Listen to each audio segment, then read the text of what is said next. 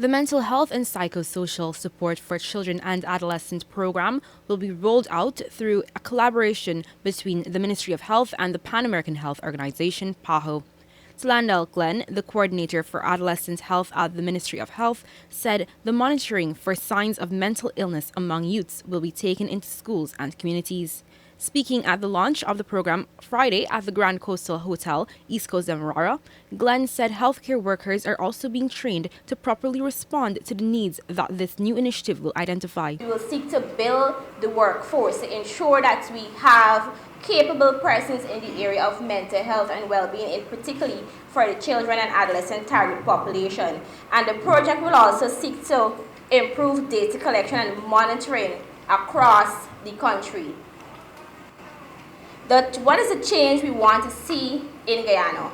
By 2025, we actually want to see the mental health and adolescent health units of the Ministry of Health working together with these two organizations and other stakeholders to address or implement a national mental health policy, and the policy must also be cause or action.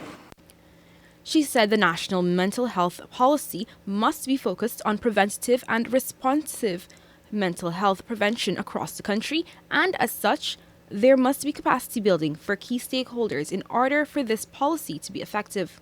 She said the teachers at schools will have to be trained to know signs and take necessary actions as required. We also want to seek to implement a school-based program, a comprehensive school-based program to address mental health and well-being, and also to address stigma and discrimination that is attached to mental health, more particularly with the children and adolescent population. Glenn said the ministry recognizes the stigma attached to mental illness. Hence, it will provide psychosocial support to young people. Like many other countries, Guyana has refocused its healthcare system with massive emphasis placed on mental health.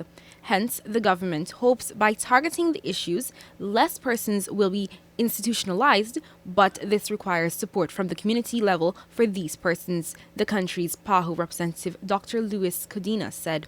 We will need to work also in the community support that we see in other countries to receive these patients in homes or institutions, specific institutions to receive these mental health patients. People need spaces, safe spaces where they can go, have counseling, talk to someone who is able to adequately respond to their questions, or if they need that support and help.